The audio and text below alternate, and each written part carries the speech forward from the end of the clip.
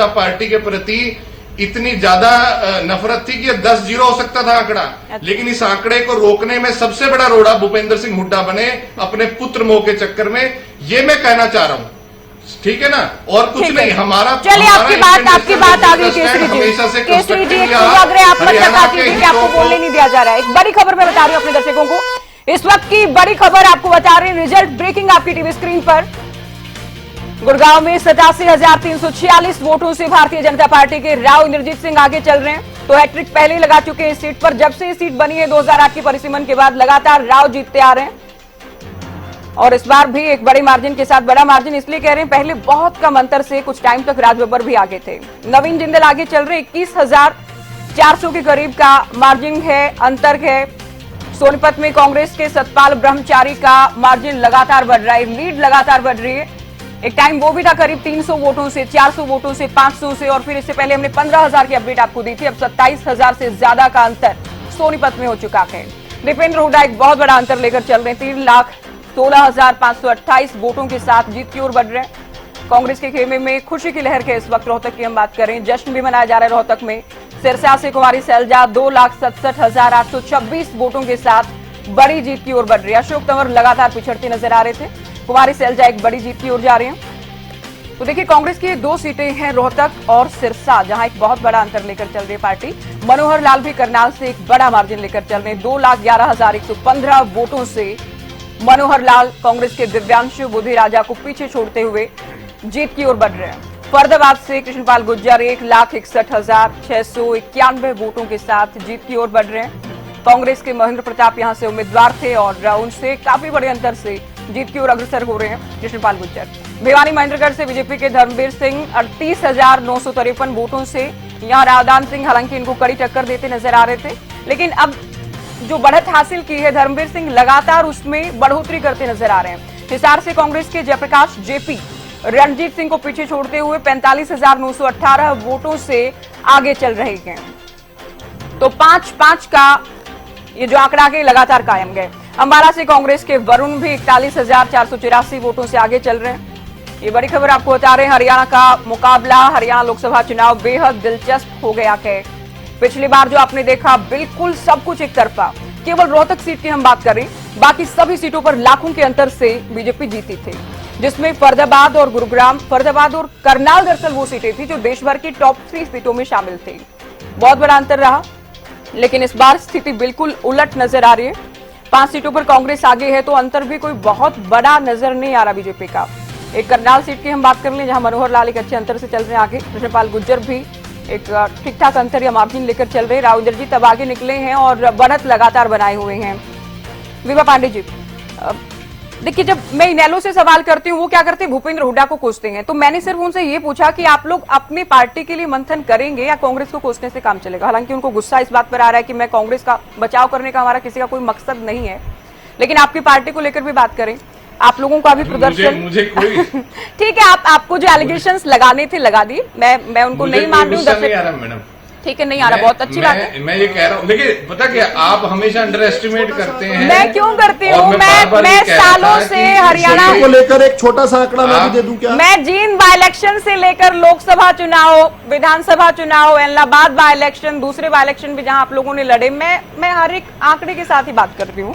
अब आपको जो समझना है, जो कहना है, जो एलिगेशन लगाना है, आप बिल्कुल फ्री है, आप बिल्कुल फ्री है। क्षेत्र को लेकर छोटा सा आंकड़ा मुझसे भी ले लीजिए। आप रुकिए, भी जेजेपी को मैंने चर्चा में नहीं जोड़ा है। पांडे जी, आप लोगों का प्रदर्शन भी बेहद खराब, आप लोगों ने कहा पिछली बार से अच्छा करेंगे, लेकिन कहीं वही अटकते ही नजर आ रहे हैं आप लोग। किसी सीट पर आप लोग दूसरे नंबर पर तो छोड़िए, कोई बहुत अच्छे मत भी हासिल नहीं किया आपकी पार्टी ने।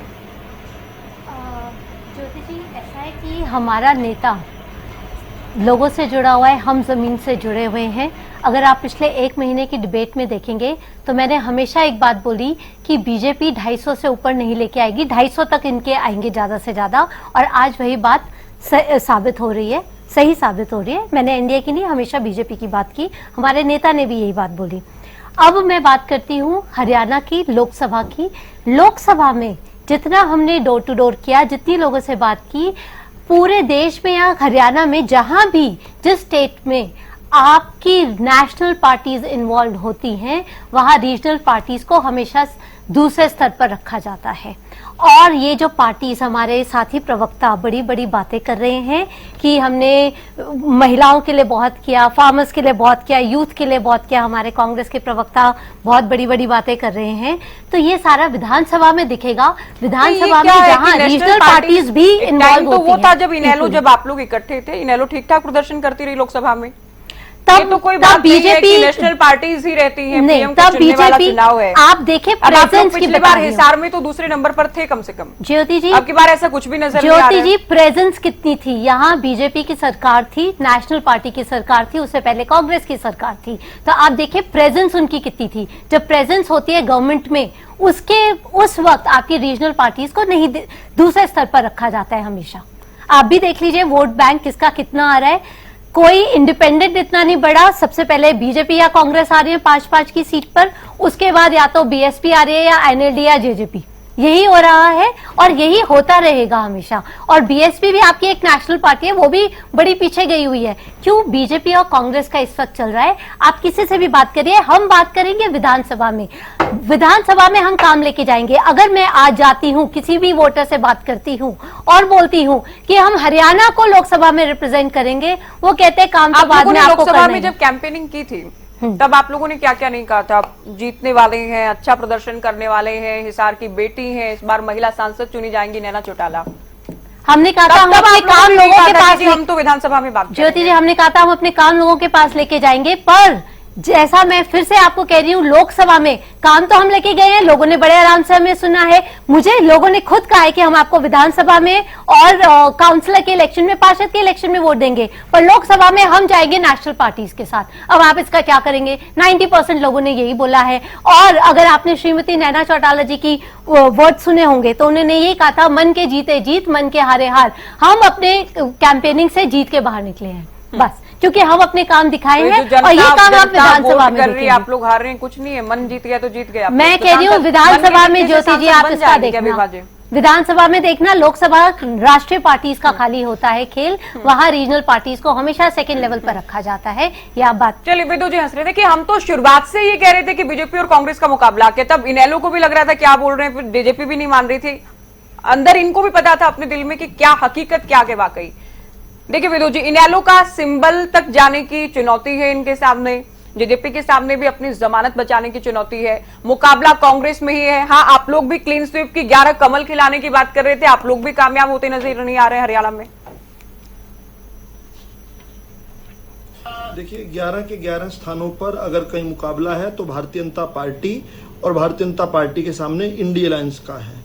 इंडिया अलायंस भी जहां एक होकर लड़ रहा है। मेरा जो कहना रहता था हमेशा, मेरा जो द्वंद्व रहता था वो ये रहता था कि जब ये सभी लोग जो हैं, ये छोटी पार्टियां भी अगर भारतीय जनता पार्टी के विरोध में ही बोल रही हैं तो जो विरोध वाले हैं उनको भी बराबर समय दे दीजिए, लेकिन जो पक्ष वाले हैं उनको कम से कम उतना समय तो दे दीजिए मिलकर जितना विरोध वाले कर रहे हैं। अभी आपकी बात पर, आंकड़ों पर जो है आपका बड़ा सवाल खड़ा किया, बहुत चिखा चिल्ली की इंडियन नेशनल लोकदल के प्रवक्ता ने। उन्होंने कहा उन्हें बड़ी इस बात पर दिक्कत हुई कि जमानत नहीं बच रही। अरे जमानत की भी आधी से भी कम वोट है। 10,57,213 आपकी आवाज नहीं आ रही, इसमें से केवल 71,195 वोट मिली है। तो वही तो बात है ना विदु जी, मैं देखिए आप ही बोलिएगा, ये आरोप लगाना बहुत आसान है। मैंने कहा जमानत बचेगी नहीं बचेगी, अभी तो हम बैठे हैं ना चर्चा कर रहे हैं। अगर इनको लग रहा है, उम्मीद है पार्टी सिंबल बचेगा नहीं बचेगा, उस पर भी किसी दिन हम चर्चा करेंगे। क्या क्या और किस तरह की चुनौतियां हैं, कैसा प्रदर्शन है, उस पर भी चर्चा लगातार जारी रहेगी। अगर अगले सारे राउंड्स के सारे वोट भी अगर मिल जाए तो भी जमानत नहीं बचेगी अभय चौटाला की। लेकिन उसके बावजूद भी आपको किस प्रकार से गरिया रहे थे, मतलब रस्सी जल गई बल नहीं गया। उसके बाद भी सभी सारी दुनिया को ब्लेम करने के लिए खड़े थे।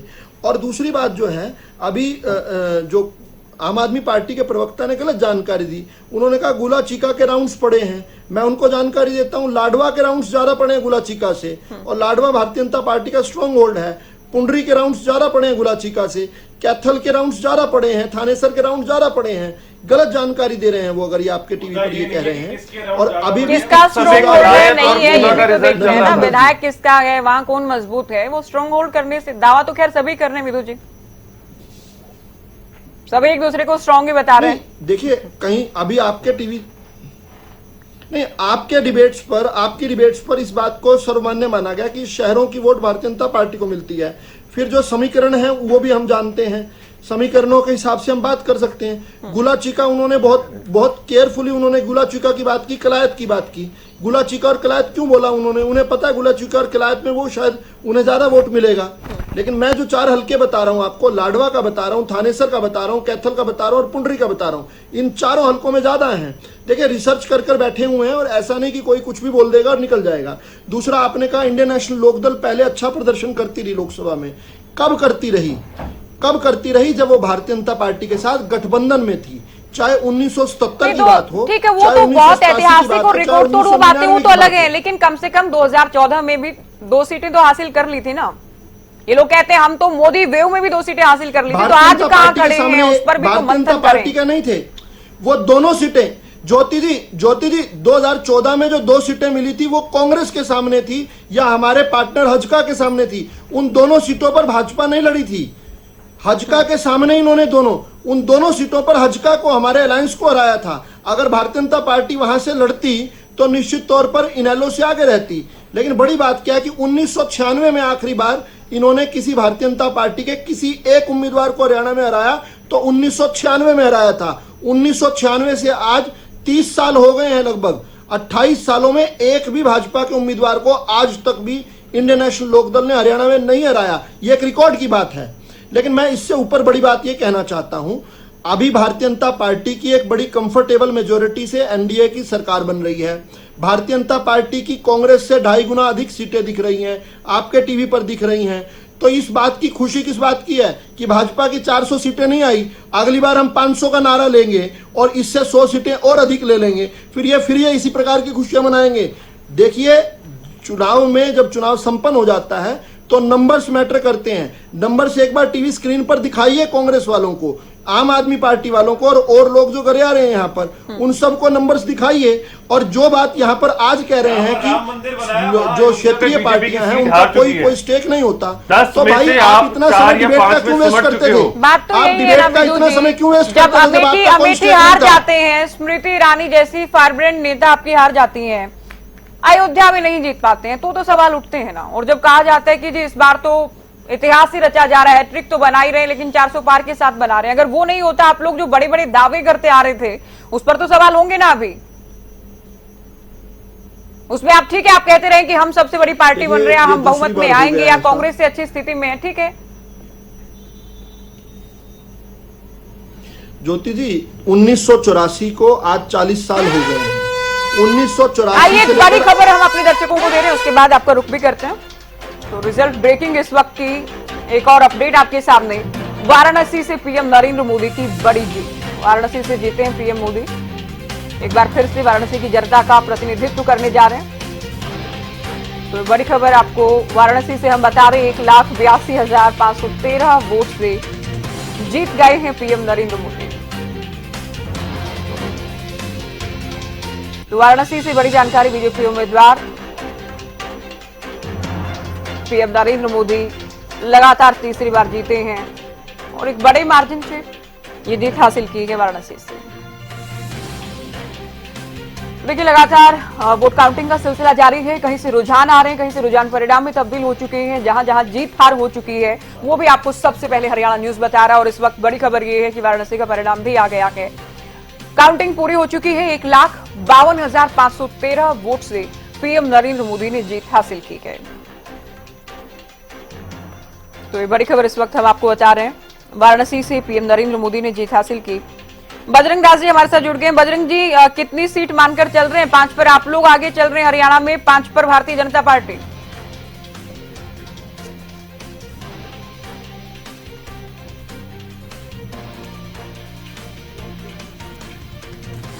चलिए एक बार फिर से हम डिबेट का रुख कर रहे हैं। कांग्रेस प्रवक्ता से मेरा सवाल है, बजरंग जी, हम लोग देखिए, हम जब चर्चा करते थे, आपने भी बहुत बार कहा कि क्लीन स्वीप करने जा रहे हैं, हुड्डा साहब भी कहते रहे, बीजेपी भी कहती रही कि हम 11 कमल खिलाने वाले हैं। ना बीजेपी की बात पूरी हो पाई, ना आप लोग 10 की 10 जीतने जा रहे हैं। 5 पर वो आगे हैं, 5 पर आप लोग आगे हैं। क्या कहेंगे इस वक्त जो स्थिति है उसे लेकर, आपका पहला रिएक्शन? बिल्कुल सही बात है। जहां तक भारतीय जनता पार्टी बार बार कहती है कि हम 10 की 10 सीटें जीतेंगे, 11 पे कमल खिलाएंगे और 11 कमल खिलाकर मोदी जी की झोली में डालेंगे और उनको पुण्य प्रधानमंत्री बनाएंगे। आपके सामने है आज क्या हालात है। यहां तक कि आज जो रुझान जो आ रहे हैं, 5 के आ रहे भारतीय जनता पार्टी के और 5 के आ रहे इंडिया गठबंधन के।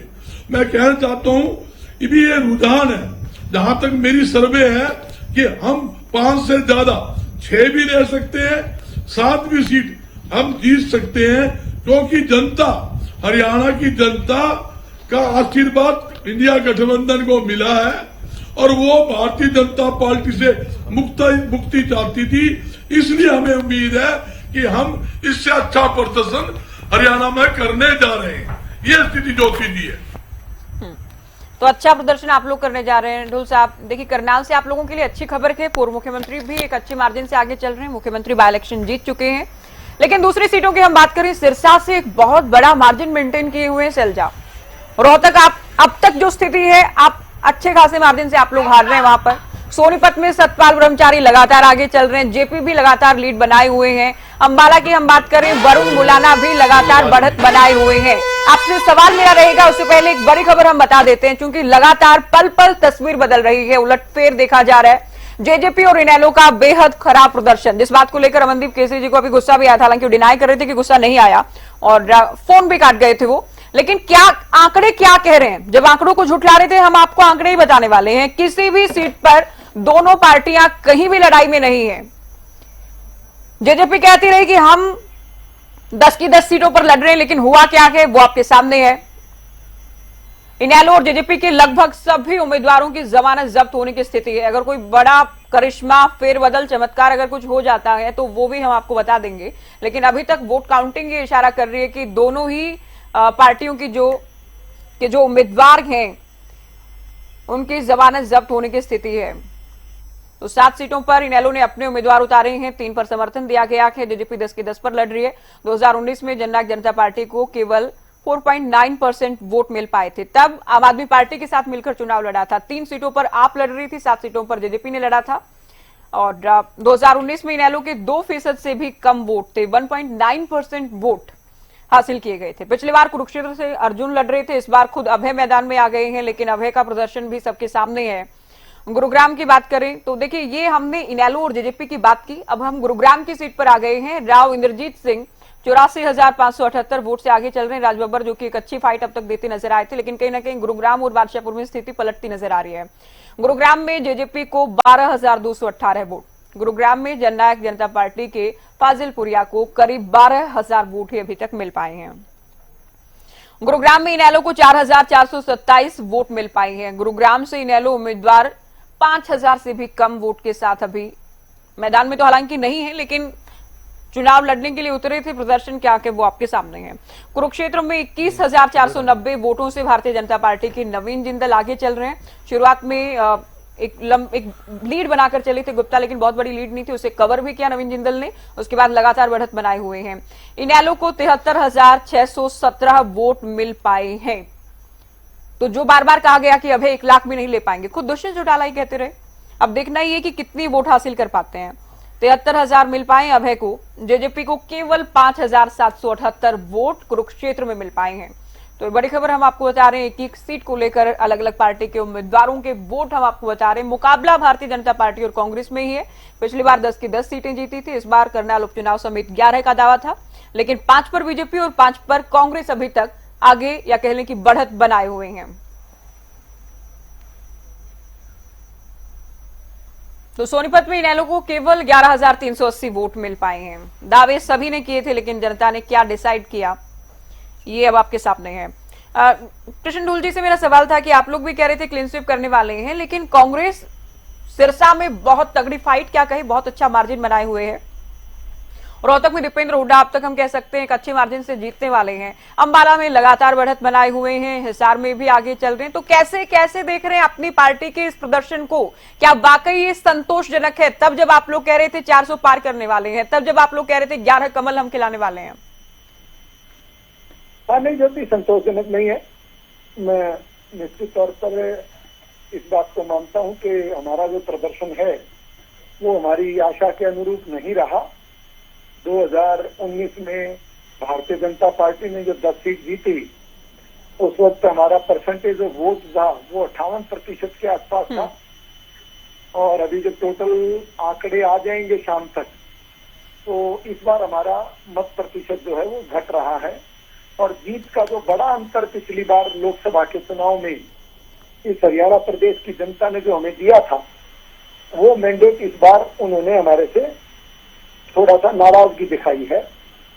और निश्चित तौर पर अभी जो परिणाम अभी आए नहीं है, 2 सीटें तो हम पहले से ही, जो आपके एग्जिट पोल थे, बहुत बार मैं आपके इन चैनल पर चर्चा में भी रहा, जब बहस जरूरी है या कोई और अन्य जो भी आपके कार्यक्रम रहते हैं उसमें डिबेट पर रहा। और तब ये कहा ना कि हमने एग्जिट पोल पर भी संतोषजनक जताया था कि 802 सीटों पर हम मुकाबले में थे। 2 सीटें तो खैर कुरुक्षेत्र, मतलब सिरसा और रोहतक की तो कांग्रेस जीत ही चुकी है, उस पर कोई डाउट नहीं है, क्योंकि ऑलमोस्ट लीड उतनी चली गई है कि वापस नहीं आएगी। और 2 सीटें करनाल की और फरीदाबाद की, ये मान सकते हैं कि वो बीजेपी जीत गई है।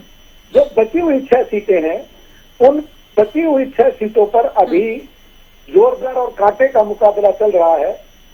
और क्षेत्रीय दल जो दोनों थे, चाहे वो जेजेपी है और चाहे वो इंडियन नेशनल लोकदल है, यदि उन दोनों दलों को पूरी तरह से प्रदेश की जनता ने नकार दिया है। और मुझे ये कहने में कोई गुरेज नहीं है कि चश्मा टूट गया है, चाबी गुम हो गई है और झाड़ू जो है वो लगते लगते बिखर गया है। क्योंकि सुशील गुप्ता को भी आप ये मत मानिए कि वो कोई आम आदमी पार्टी वहां बहुत भारी जीत लेकर के चल रही है या कुछ और। वहां भी मैं ये मानता हूं कि सुशील गुप्ता को जितने वोट मिले हैं वो कांग्रेस के वोट हैं। और इस बार हरियाणा की जनता ने ये तय किया कि सीधी सीधी लड़ाई कांग्रेस और बीजेपी के बीच में हुई। और जिसमें अभी तक के जो रुझान आए हैं उसमें ये स्थिति है कि कांग्रेस और बीजेपी लगभग बराबर पोजीशन। डोल साहब, पिछली बार भी तो सीधी लड़ाई बीजेपी और कांग्रेस की थी हिसार के अलावा। हाँ, उसमें ऐसा नहीं कि जनता ने ये सोच लिया कि मुकाबला बीजेपी और कांग्रेस में ही तो कांग्रेस को जिता दे। पिछली बार भी तो था ही ना मुकाबला दोनों में। काफी वोट लिए थे ना जी। इस बार जैसे हिसार की सीट पर जेजेपी ने दावा जताया बहुत जोरदार तरीके से, और उनका ये मानना भी था कि हिसार की हमारी बहुत महत्वपूर्ण सीट है। और उनके सबसे जो दमदार कैंडिडेट हैं दुष्यंत चौटाला, वो तो लड़े ही नहीं। हमने तो अच्छा डुल जी, एक बात ये तो आप मानेंगे कि जेजेपी और इनेलो को जो कम वोट मिला है, नुकसान तो कहीं ना कहीं आप लोगों को हुआ है उसका। और निश्चित तौर पर मैंने कहा ना, पर ज्योति क्या है कि अभी जिस हिसाब से प्रदेश की जनता ने मन बना लिया, तो उनको ये मानना है, उनका ये सोचना है कि जो राष्ट्रीय परिदृश्य पर बात करते हैं, जो राष्ट्रीय लेवल की सोच के साथ आगे बढ़ते हैं, हम उनके साथ जाएंगे। और ये अच्छी बात भी और अच्छी सोच भी है, क्योंकि क्षेत्रीय दल जो है वो कई बार ब्लैकमेलिंग पर आते हैं और इस प्रकार की बातें कई बार राष्ट्रीय दलों को मजबूरी में करनी भी पड़ती है, क्योंकि जनादेश पूरी तरह से एक तरफा आ नहीं पाता। और उस वक्त पोस्ट अलायंस जो समझौते किए जाते हैं उसमें कई बार बड़े मुंह की खानी पड़ती है बड़ी और राष्ट्रीय पार्टी को। और क्षेत्रीय पार्टी का क्योंकि कुछ लंबा चौड़ा राष्ट्रीय परिदृश्य में कोई ध्यान रहता नहीं। जैसे मेरे सुबह से मैं डिबेट में बैठा हूँ, मेरे दोनों छोटी पार्टियों के साथी, क्षेत्रीय पार्टियों के साथी, जो वो बार बार कह रहे थे कि स्थानीय व्यक्ति होता है तो वो स्थानीय मुद्दे लेकर के लोकसभा में चला जाता है और स्थानीय मुद्दों पर चर्चा करता है। शायद वो बार बार मेरा ये कहना कि स्थानीय मुद्दों के लिए स्थानीय सरकार होती है, स्थानीय प्रदेश की सरकार है, उसमें आप लोगों के मुद्दे विधायक लेता है। तो राष्ट्रीय परिदृश्य के मुद्दे तो राष्ट्रीय पार्टियों के लिए ही होते हैं, और वो राष्ट्रीय पार्टी का लोग ही अपनी बात को मनवा पाता है, क्योंकि एक फोरम होता है, उस फोरम के माध्यम से। ठीक है, बजरंग जी कुछ कहना चाह रहे हैं। देखिए, प्रासंगिकता तो है रीजनल पार्टीज की अपनी, ऐसा नहीं है। आप लोग भी यहाँ रीजनल पार्टी के साथ मिलकर सरकार चलाते रहे। हाँ, अब इनके हाल बुरे हैं, इसमें भी कोई डाउट है नहीं। गुलिया साहब हैं क्या? अजय गुलिया जी, चाबी टूट गई है, डोल साहब ये कह रहा हूँ।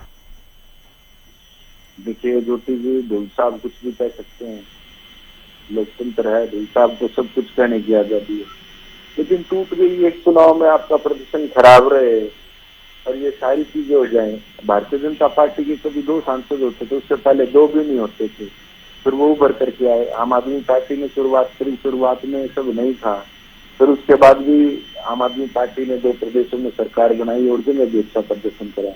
हम लोगों ने पिछले लोकसभा चुनाव में बहुत खराब प्रदर्शन करा था, विधानसभा में प्रदर्शन ठीक रहा, इस लोकसभा चुनाव में भी प्रदर्शन ठीक नहीं है। मैं इस बात को स्वीकार करता हूँ बिल्कुल। देखिए, मेरे कह देने से तो चीजें बदलेंगी नहीं। जो सोच के हम लोगों के बीच में गए थे वो रिजल्ट नहीं है।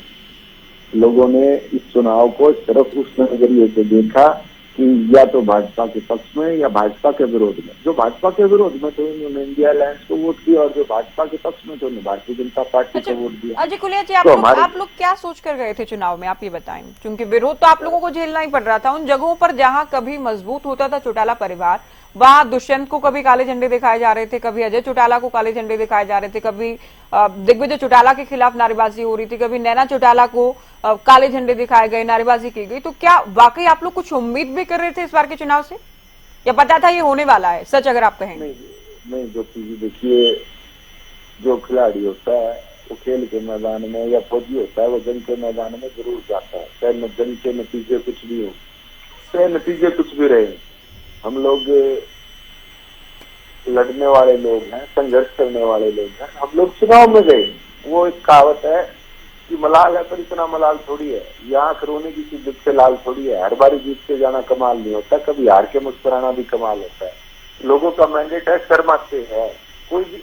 इसमें देखिए, ये लोग हैं, इन लोगों ने डिवोर्स दिया था ना, इन लोगों ने तो आशीर्वाद दिया था दुष्यंत को। आज कोई नाराजगी है, इन्होंने वोट नहीं दिया। लेकिन हाँ, शायद हम लोगों को समझाने में हमारे से कमी रही। अगर किसी वजह से नाराजगी थी तो वो नाराजगी तो भारतीय जनता पार्टी से भी होनी चाहिए। हम तो उनके अलायंस पार्टनर थे।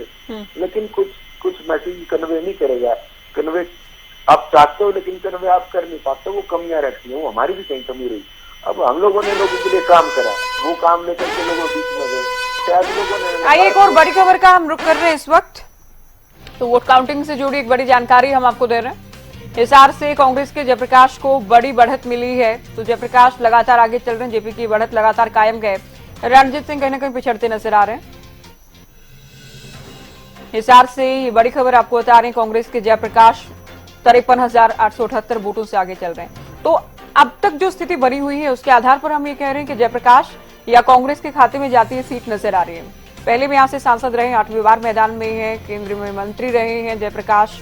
इससे पहले भी हम बात कर रहे थे, पिछले दिनों आदमपुर बाय इलेक्शन भी इनकी ओर से मजबूती से लड़ा गया, और अब लोकसभा चुनाव में फिर से ताल ठोकी गई। आगे चल रहे हैं, जीत की ओर बढ़ रहे हैं। बढ़त तो लगातार है ही, इसमें वृद्धि भी लगातार हो रही है, बढ़ोतरी भी लगातार हो रही है। तो एक बड़ी लीड की तरफ बढ़ रहे हैं जयप्रकाश हिसार से। तो 5 पर कांग्रेस, 5 पर भारतीय जनता पार्टी। हम जब हिसार सिरसा दोनों साथ लगती सीटें, इसके अलावा सोनीपत रोहतक दोनों साथ लगती सीटें, अंबाला में भी कांग्रेस आगे है। इसके अलावा गुरुग्राम में अब तक एक अच्छी फाइट दी थी, लेकिन अब राव आगे हैं, और राव जब से आगे निकले हैं तब से मार्जिन उनका भी लगातार बढ़ रहा है। करनाल से मनोहर लाल आगे हैं, कुरुक्षेत्र में सुशील गुप्ता एक अच्छी फाइट दे रहे थे, लेकिन अब नवीन जिंदल आगे हैं। फरीदाबाद में कृष्णपाल गुर्जर एक बड़ी बढ़त लेकर आगे चल रहे हैं। तो 5-5 की दोनों में अब तक टक्कर की स्थिति है, जिनमें से 4 सीटें वो हैं जहां मार्जिन अच्छा है। 4 सीटें रोहतक, सिरसा, करनाल, फरीदाबाद, यहाँ मार्जिन अच्छा है। गुरुग्राम में भी मार्जिन लगातार बढ़ रहा है। वरुण भी लगातार आगे हैं अंबाला से, और अब नवीन जिंदल की बढ़त भी लगातार बड़ी होती जा रही है। ये बड़ी खबर आपको बताई। सभी सीटों पर क्या स्थिति है ये हमने आपको बताया। चलिए इनेलो का हम रुख कर लेते हैं। अभी अमनदीप केसरी जी थे, रेड्डी साहब, जब ये सवाल पूछा जाता है कि आप लोगों के जो सिंबल है, पार्टी सिंबल है चुनावी, उस पर तो चुनौती है ही। आपके सबसे बड़े नेता मैदान में अब है, और उनका भी प्रदर्शन अच्छा नहीं, आप लोगों ने भी ऐसी अपेक्षा नहीं की होगी। जमानत आपके उम्मीदवारों की नहीं बच रही है, तो वाकई पार्टी के लिए बुरी स्थिति तो है, इस बात को आप स्वीकार करेंगे? हालांकि उनको ये लग रहा था कि कांग्रेस का या तो बचाव हो रहा है, बीजेपी का बचाव हो रहा है। अगले अच्छा प्रदर्शन कर रहे मुकाबले में बीजेपी और कांग्रेस ही है। नहीं, मैंने वो भी सुना था आपका और अमनदीप केसरी का जो आपस में बात चर्चा हुई, वो सुनी थी मैंने। सुबह से ही आपके साथ बैठा हूँ। लेकिन इंडियन नेशनल लोकदल पार्टी का प्रदर्शन खराब हुआ हम ये नहीं कह सकते ज्योति जी। इसमें एक टेक्निकल बात ये है जो कि हम बार बार सुबह से दोहरा रहे हैं इसको, और ये प्रदेश के निवासी भी जानते हैं कि प्रदेश के लोगों ने इस बार केंद्र से भारतीय जनता पार्टी की सरकार को हटाना है और कुछ ने उसको बचाना है। हरियाणा